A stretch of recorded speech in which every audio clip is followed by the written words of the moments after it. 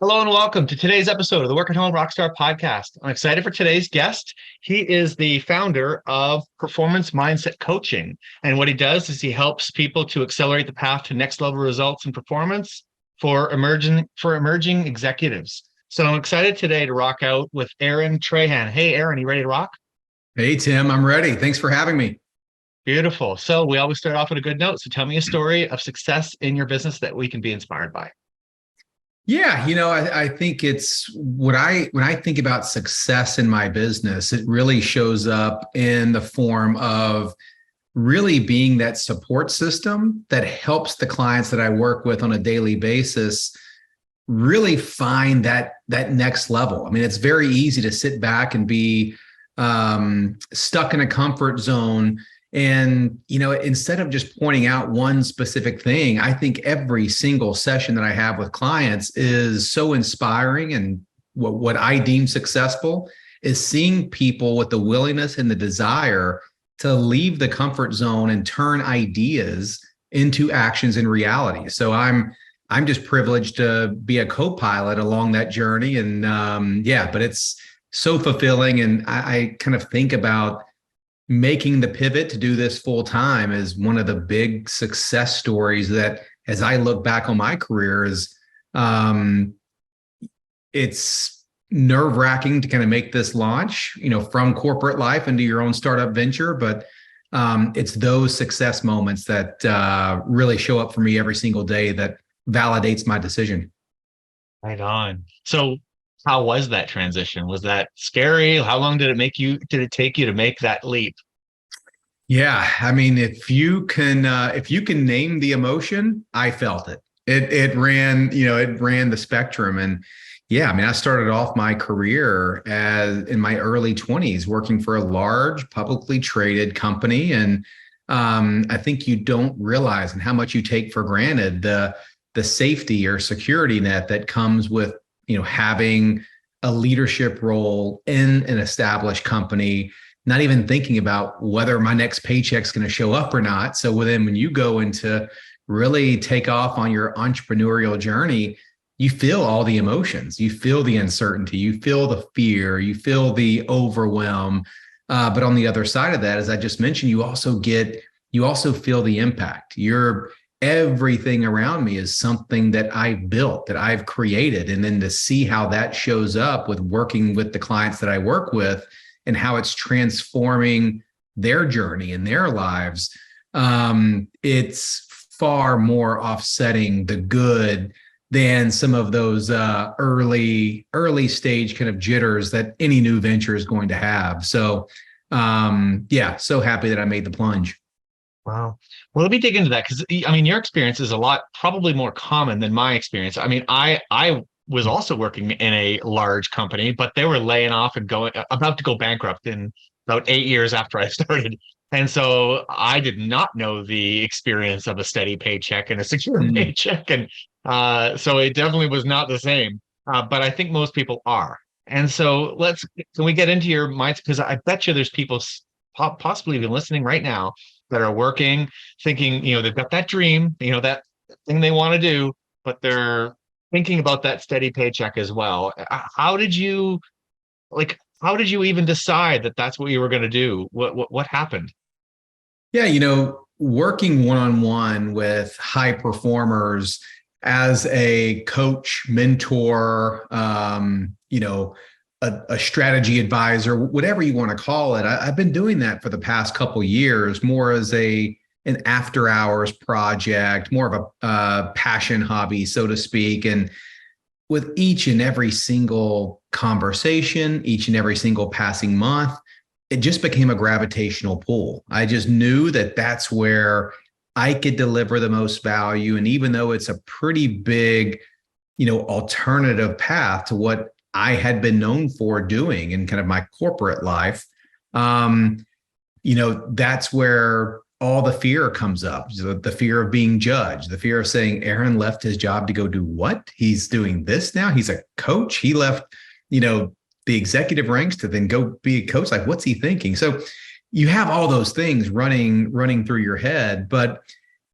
what ultimately landed for me And look, advice can come in many different shapes and forms, right? If you go out there and seek advice, you're going to get it, 99% of which is not all going to be applicable.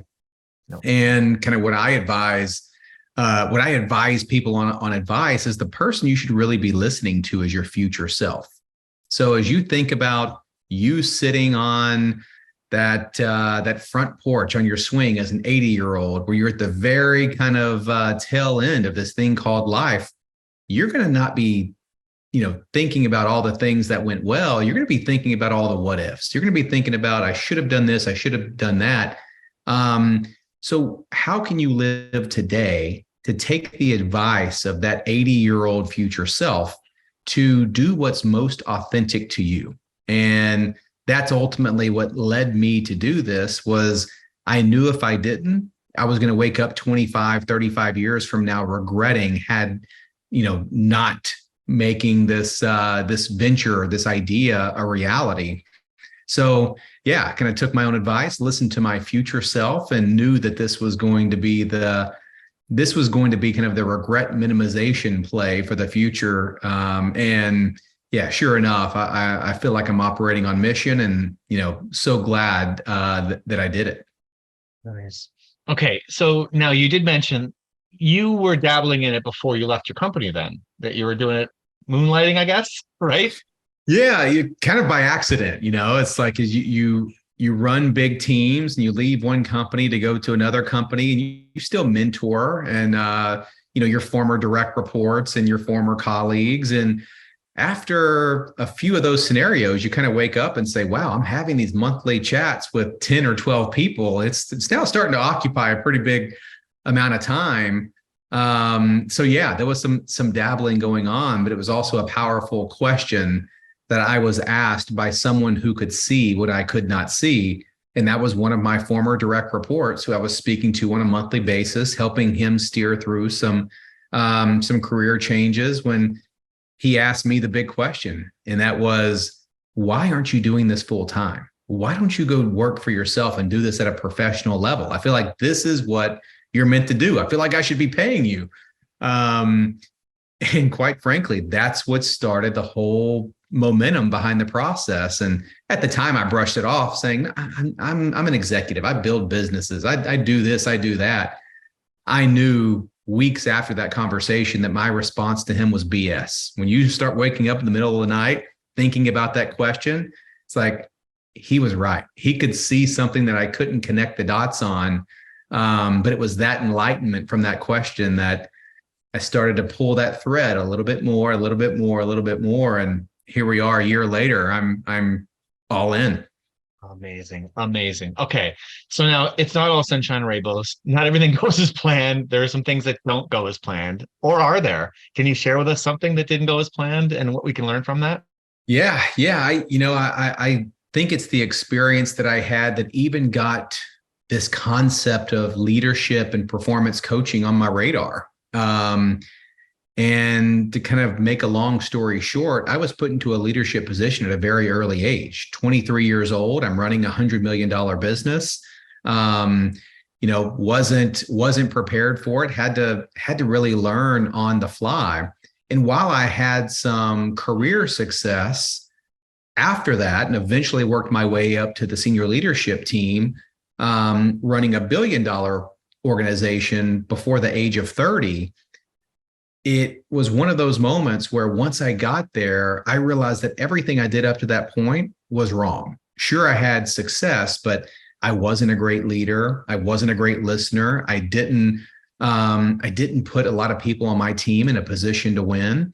And so once I found myself on a new level, it was one of those moments where what got me here won't get me there. And I had to go find some outside help to help me be able to see my own blind spots. And, with some of the success, I found myself in a place of complacency. I was accepting of status quo. I had an unchecked ego. I thought I was the smartest person in the room, and I started to really plateau out. So it was that pivotal moment where I had to make a decision. I had to rebuild myself and get back into a continuous improvement and growth mode, or my early success was just going to be that, an early peak, and I was going to be on a decline from there. And so it was a real look yourself in the mirror type moment that ultimately led me to finding some help through coaching and completely changed my perspective on how to lead, how to help people get to the next level. And it was that small kernel, that seed in the ground that grew into what my firm, is today, and me launching the firm. But that's where it started. It started from a place of, not feeling very good about the position I was in and how I got there. So yeah, that was kind of the big moment in time where I was defined as successful, but knew everything that I was doing to get there was wrong, was authentic, was inefficient. And I wasn't a great leader. And so I had to change all that. It kind of course corrected me to ultimately get me on the path I'm on today. Wow. Well, and I mean, you bring up some great points. I mean, for the most part, I think most entrepreneurs would probably consider themselves doers, dreamers, and probably the smartest person in the room. Yeah. They think they are, right? Right. And, because it takes a little bit of, I wouldn't even say overconfidence to go out there and build something of your own. You've got to sort of have this dream that other people can't see, but you can see it, right? Mm-hmm. And I think that does lead to a lot of people not necessarily going out there and finding the help. I can do this. I can get, whatever. I don't need to hire that person. I don't need that coach, that kind of stuff, right? But it sounds to me like you put yourself in a situation where you did go out there and learn from other people. Um, so I got two questions. One is, do you think that's an accurate representation? Do you think that actually does hold people back? And then second, if someone does get to the point where you did, and maybe you can speak from experience, how'd you find somebody? Yeah. Yeah. So I'll tackle the first one. And I think it's, I use the word accelerator quite a bit in my branding and my marketing and my value proposition. And look, you can be like me and do what I did, where I had this 5, 6, 7 year period where I thought I was the smartest. I thought that I had this golden touch. And, it took me a while, and with hindsight, to realize, a lot of my success was mostly from me being in the right place at the right time. Sure, there was some hard work and some things I created for myself, but my success came in spite of a lot of my weaknesses, not because of me being so great.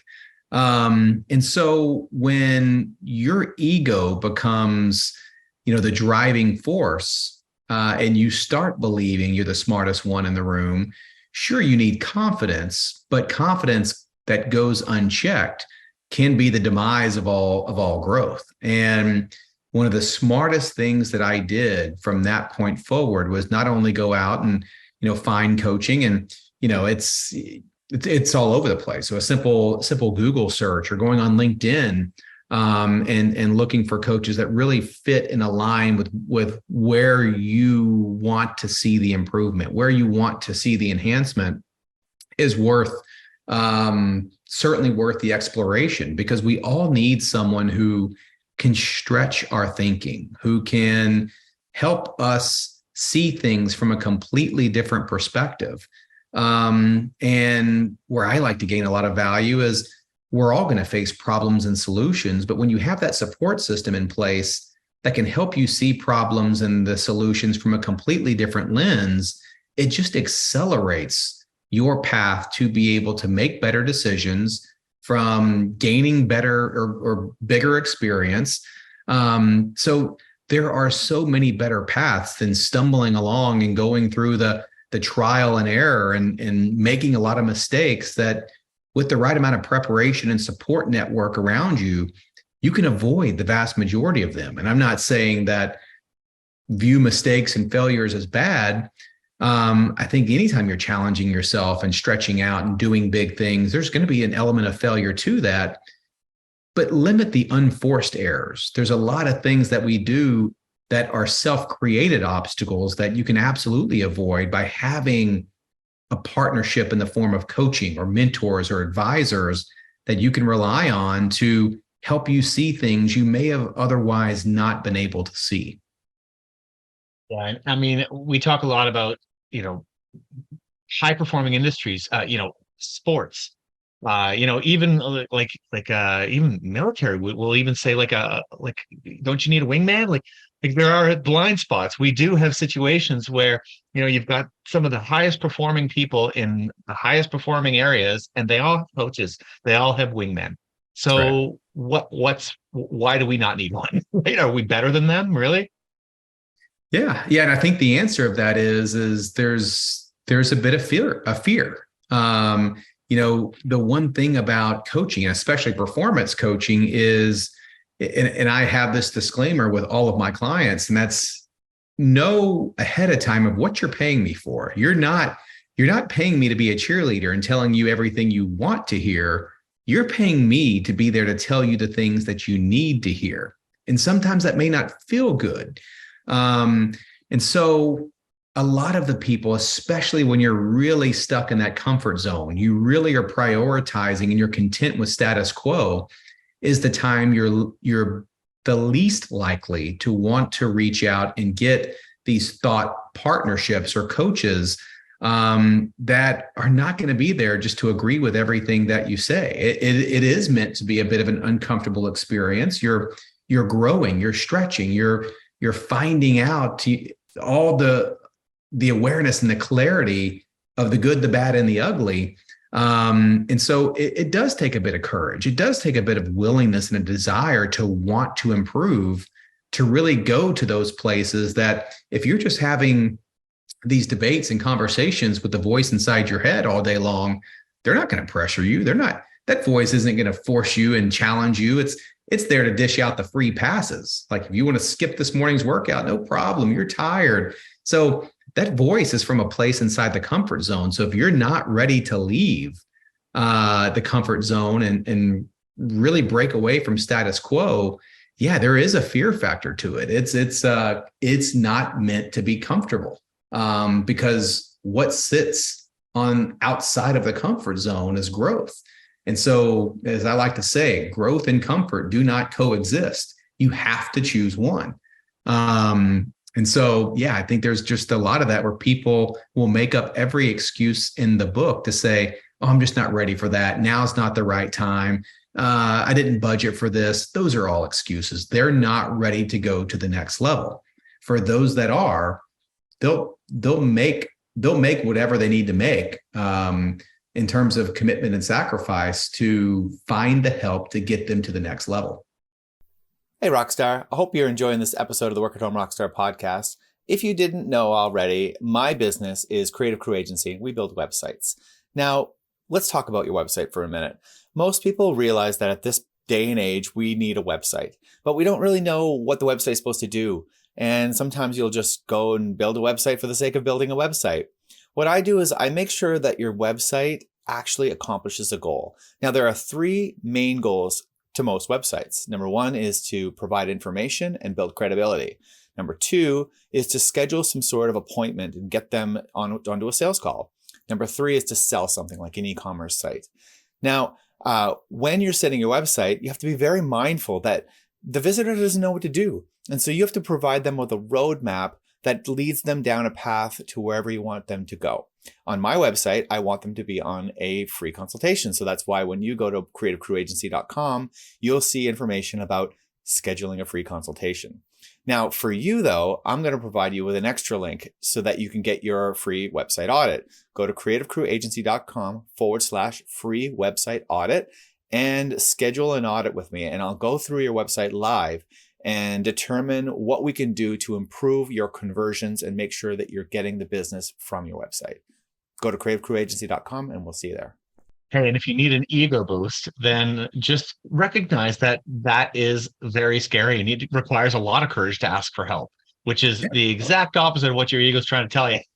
That's exactly right. Trying to tell you don't need help. Right? That's right. Yeah. The second that we think we have it all figured out is the second that we stop growing. Yeah. So let's talk a little bit about the tools that you use to get success and to maintain success in your life and your business.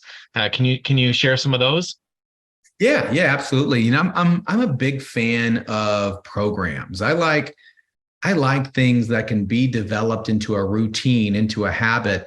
And one that I'll share with you that is really effective is really helping understand awareness. And through my mythology, and it's not just mine, it's pretty common knowledge out there that the foundation to all next level growth is awareness.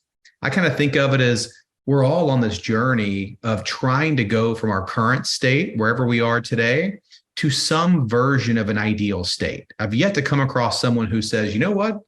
I want no growth in my life. I don't want to see better results. I don't want to generate better performance. I'm fine with not being better at all. I've never seen it. So we're all on this journey of going from current state to ideal state. So if we think about that in terms of using a GPS to get an optimized route to go where we're going, we have to know where we are. We have to have an accurate understanding of our current state, our current location, and we have to know where we want to go. Without those two data points, it's pretty damn difficult to find that optimized route to get there. So a big part of awareness is reflection. And if you're just kind of going through life and you're not looking back and learning, I think learning and reflection is such a key foundational ingredient of what makes strong awareness. And so a program that I use to really, especially with all of my clients, build in a certain time every single week, ideally at the end of the week, to integrate this in. For me, myself, I do this every Sunday evening, and it's called the 3-2-1 reflection exercise. This is a tool that is specifically designed for you to create your own blueprint on how to get better the very next week. And so the way that this works is starting first with the 3. Think back on your week and really identify the 3 things that went well for you during the week, but don't stop there. Think about why they went well. What made them go well? What was the root cause of that win, that success, that highlight, whatever it is, and find the common threads. Was it preparation? Was it your ability to collaborate with others? Was it whatever it is, but find out the why behind your wins. The second question is, what are 2 things you wished would have went better during the week, and how will you make those things go better going forward? Same thing. Look into the things that you feel you didn't knock the ball out of the park, that could have worked a bit better for you, but go a layer deeper. Why? How? What can you do starting the very next day to make those areas, those items go better? And then third, why? What did you learn about yourself in the week, and why is that important for you? And so this should only take 10 minutes or less. You can go through this, but it really helps you look back on your week with an entirely different reflective awareness that you now know what are the common things that make wins for you, what makes things go well. You have a great game plan and action steps on how to improve the things that you wish would have worked a bit better. And then you connect it back to your authentic self. Why is this important for me? Why? What did I learn about myself? What light bulbs went off? What insight did I gain? And so that's just a program that I put my clients through. We typically do this at the end of each week and recap the following week. And all the insight that you gain from yourself through this program creates the blueprint on how to get better, and then get better again the following week, and get better again the following week. So it's just a great way to always take you back to leverage a program that can enhance your awareness. That's a really good process. And it's funny that we think about this, because in companies, most companies have some sort of like reflection and awareness and accountability program built into the company. You have to do it. You hate doing it, but you have to do it. And then you start a business, and obviously you hate doing it, so you just don't do it. And then you run like years and years and years. So it's there are some clues from the corporate world we can get that can help us in our self-employment or in our businesses to help us to get success. And this is definitely one of them. That's a really, really good system. Yeah, you don't need a third party for it. All you need is discipline, and to be honest with yourself. And create your own spreadsheet. Just drop it in there. And what you'll see after 3 weeks, 4 weeks, 5 weeks, you can go back, and what you're doing is you're cataloging your own roadmap on how to create better success, how to pinpoint the areas of development. And so you're essentially, if you execute this with consistency, you're able to create and write your own book on how to take yourself to the next level. It just comes down to then discipline and consistency. So if you can check those two boxes and execute this program, I've never not seen it create a path forward for those that use it on exactly and precisely how to generate better results for themselves. So, Aaron, another thing that we hate to do is practice. Practice makes perfect, makes progress, whatever you want to call it. So tell me some of the ways that you practice and you stay good at what you do. Yeah. I think, it's practice is such an important piece of growth and success, because it kind of goes back to that continuous improvement, right? It's not all that different than what we've talked about before. It's when you get into a comfort zone and you start accepting status quo and things are good enough, you stop doing those things like practice in whatever area that you did before to kind of get you to the level that you're at. And so for me, the biggest thing is to always stay in a learning mindset. Never think that you're the smartest one in the room. Practice really comes down to just being disciplined on finding that continuous improvement. I have a 3-out success formula that I really kind of think about when I think of people who have had success and then stalled out and stopped growing. And what separates that group of people from the group that just continues to find new layers of success? One of the things that I've noticed that separates one group from the next is that the group that continues to find success usually outlearns everyone around them. So they're always looking for opportunities on how to get better. They're always applying those insights and putting them into action. And so it is the big differentiator. When you can stay in a learning mindset, a great example of that would be the program that we just talked about. Running a program like that, getting the findings, and then applying them the very next day. I think the big thing that I notice with people who don't practice, don't continue to work on their craft, is they get stuck in a mode of inaction. And inaction will always kill growth. And so stay learning.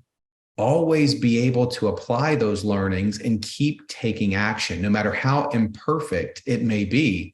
I think it's just such a cornerstone to always developing your craft and getting better and finding, regardless of external metrics, finding the next best version to yourself. And so it's such a key component. So here's something I never asked before, but I just thought of it now. In music, for example, playing an instrument in front of people is a form of practice, but also playing it at home and learning new riffs and all that stuff is also practice. Mm-hmm. Does that translate very well to business? Like, is it still practice if you're actually out there making those calls, or is there stuff that you should be doing at home on your own without actually getting out there? Yeah. I don't view that as an either or. I think about that as more of an and. So when I think of practice, it's getting the reps in, no matter how you do it. But I think the one big thing that will always get in the way of practice to drive improvement is inaction.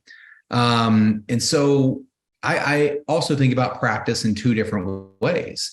There's practice for the sake of like putting in time, and then there's more deliberate practice. And so I think awareness is what sits in the middle of that. And if you have bad techniques or you have bad habits and you're never working to correct them, you're just doing it to do it. You just keep practicing to practice, and you're not working on the nuances. You're not actually working on the craft.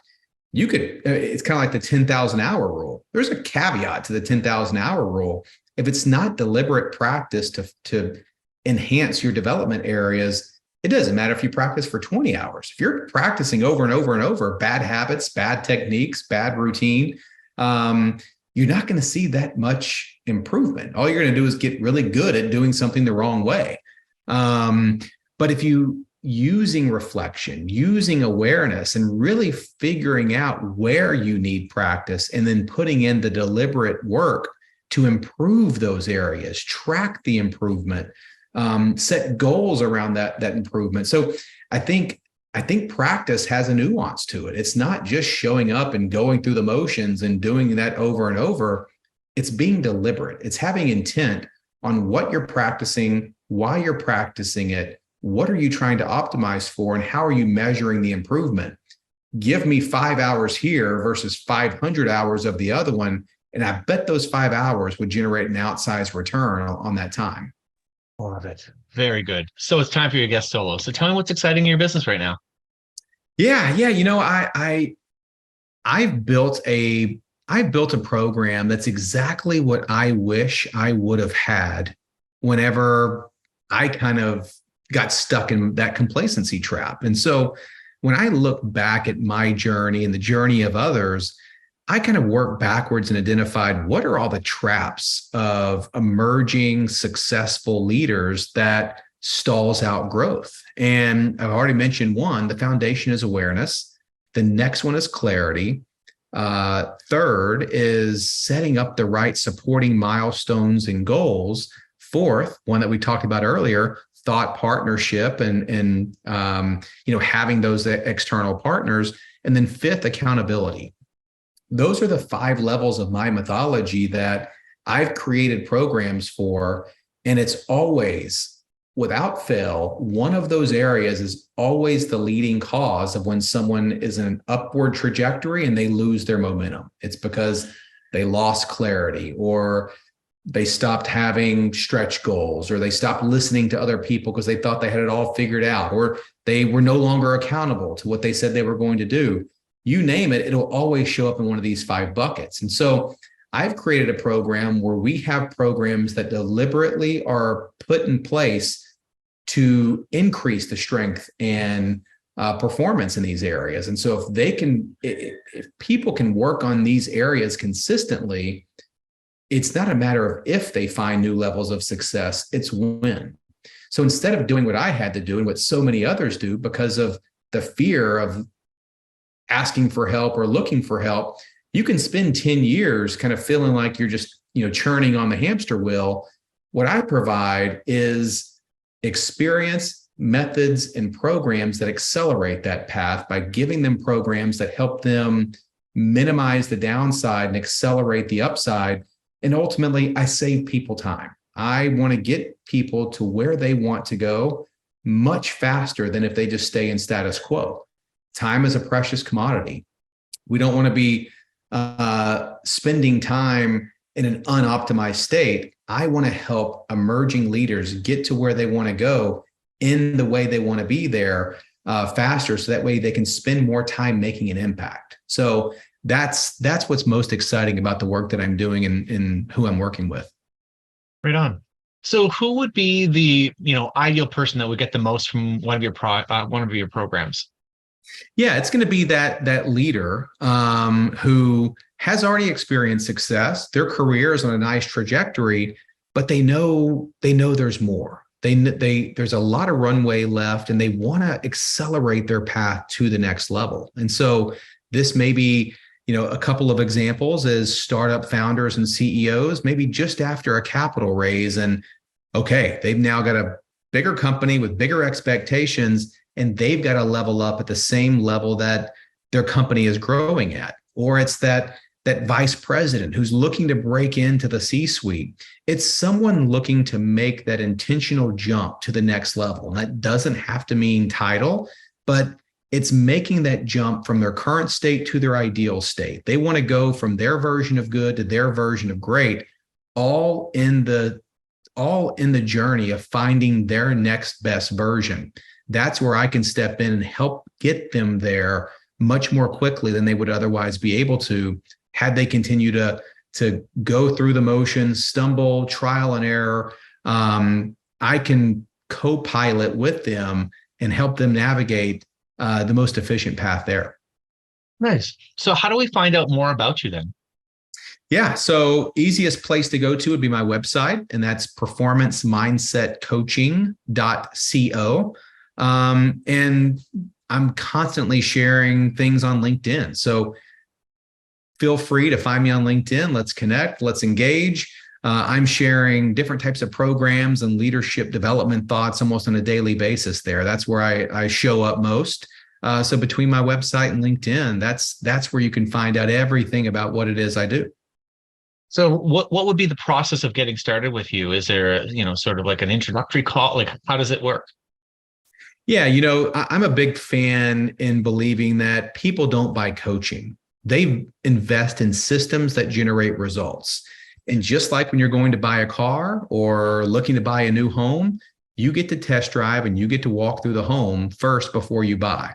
I don't want to be a salesman. I don't want to sell you about everything that can happen in the future. I want you to experience how I can help you. So going above and beyond just a sales presentation of how we can help through a discovery call, I welcome people to join me in a 60-minute exercise where I give them one of my tools. I let them experience what it's like working with me, because just like with test driving a car, you need to feel the experience before you can accurately determine whether this is a good fit or not for both of us. So instead of us just talking about all the great things that we could do together, let's actually go through one. Let's experience it together. And worst case scenario is you're going to come away with a tool that you're going to be able to use for the rest of your career. And look, if we're not a fit for each other, you come out ahead. If we're a fit for each other, there's a lot more impact we can make in the future. But I'm a big fan of being able to show the value ahead of anybody making a decision to work with me. I love it. That sounds great. So what was that website again? performancemindsetcoaching.co. Awesome. Thank you so much for rocking out with me today, Aaron. This has been a lot of fun. Yeah, thanks for having me. Awesome. To the listeners, make sure you subscribe, rate, and comment. We'll see you next time on the Work at Home Rockstar podcast.